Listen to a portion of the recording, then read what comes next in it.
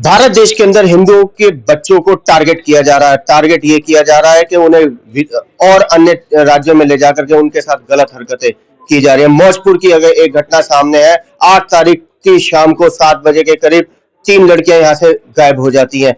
झांसा दिया जाता है कि नौकरी दिलाई जाएगी। अनिल गौर जी मौजपुर से निगम पार्षद है, इन्होंने पूरे अपने होश आवास के अंदर पूरे इस चीज को काम किया और आज वो सकुशल तीनों बच्चियां घर के अंदर है, अपने अपने मौजूद है। अनिल गौर जी हमारे बीच में। अनिल जी, क्या है पूरा मामला? ये 3 बच्चियां यहाँ से, कोई असलम नाम का लड़का था, वो यहाँ से झांसा दे के लेके गया बिहार बॉर्डर, और वो नेपाल बॉर्डर है या बिहार के पास में, तो वहाँ लेके गया। जब वहां तक हमने दिल्ली पुलिस से संपर्क साधा और सदवाया, तो ये फिर भोपाल कहीं नौकरी के चक्कर में ये झांसा दे के लेके गई।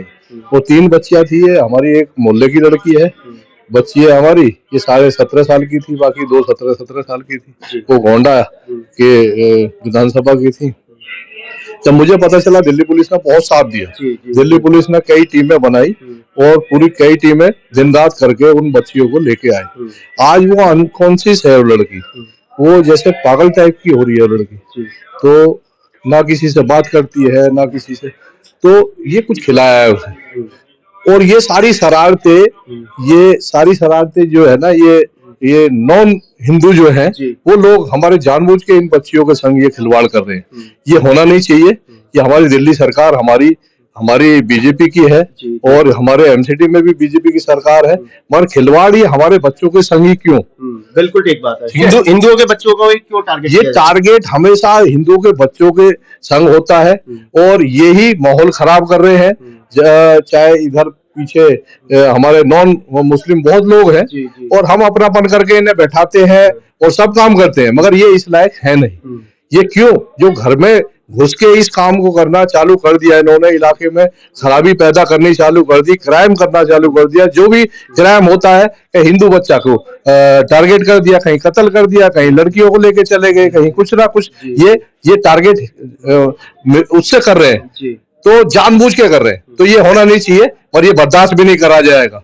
ये बर्दाश्त भी नहीं करा जाएगा और अब आने वाले टाइम में जो भी ये इस हरकत को करेगा, उसका जवाब उसी अंदाज में उसे, मतलब कि कानून के दायरे में रह के उसे जवाब दिया जाएगा। अनिल जी, आपने तो 8 तारीख को दिन नहीं देखा, रात नहीं देखी और तुरंत मौजपुर चौक पे जाम। भाई साहब, मैंने तो जाम भी कर दिया था मौजपुर चौक पे, हनुमान चालीसा भी कर दी थी। पूरा हमारा मोहल्ले की महिलाएं, बुजुर्ग, हमारे माताएं, बहनें सब साथ थी, क्यों हमारा बच्चा हमारे मोहल्ले से कोई जाएगा, हमें विश्वास है हमारे बच्चे पे, भाई बच्चा हमारा बिल्कुल सही है।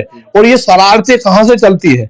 ये जगह जगह ट्यूशन केंद्र खोल रखे हैं, ब्यूटी पार्लर खोल रखे हैं। ये सारे इन्होंने या ये कहा जाए कि मोबाइल पे क्या नाम है, मोबाइल बच्चे देखते हैं, रील के माध्यम से ये कहीं ना कहीं जानबूझ के टारगेट हमारे हिंदू के बच्चों को करा जा रहा है और ये गलत है।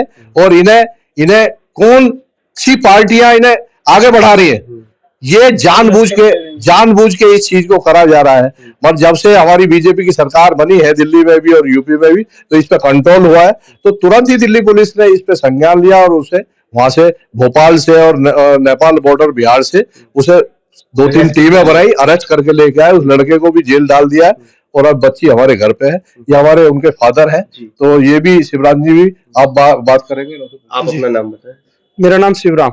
शिवराम जी, क्या कुछ कहना चाहेंगे? कैसे मैं तो इनका धन्यवाद देना चाहता हूँ और अपनी पुलिस टीम का भी धन्यवाद देना चाहता हूँ, जो मेरे साथ इतना बढ़िया इन्होंने व्यवहार किया, इतना जल्दी हमारा वो किया जी। मैं उनसे बड़ा धन्यवाद देना चाहता हूँ। कब लड़की आपके पास में? हमारी लड़की 8 तारीख को गई थी। 8 को गई, वापसी 16 की थी। 16 तारीख को हमें मिली। अब अगर लड़की की पोजीशन की बात करें, बता रहे हैं उसका माइंड अभी सही नहीं, उसका माइंड बिल्कुल ठीक नहीं। जैसे बर्ताव होता है ना, वो बर्ताव नहीं। आपने लड़की से बात करी, मारा पीटा या कुछ? नहीं, ऐसा कुछ नहीं है हमारा, तो बिल्कुल वैसा अभी हमने आज तक हाथ ही नहीं उठाया। नहीं, जब लड़की आई तो नहीं, हमने कुछ नहीं ऐसा। राहुल जी, लड़की पे हमें पूरा विश्वास है, बच्चों पे सारा हमें पूरा विश्वास है। हमारी बच्चियों को कुछ ना कुछ खिला के इन जिहादियों ने ये कुछ शरारत करी है। ऐसी लड़कियां हमारी है नहीं। लड़की पढ़ने जाती है, उन्हें कुछ खिलाया है पिलाया है, उसके बाद में इस काम को करा है।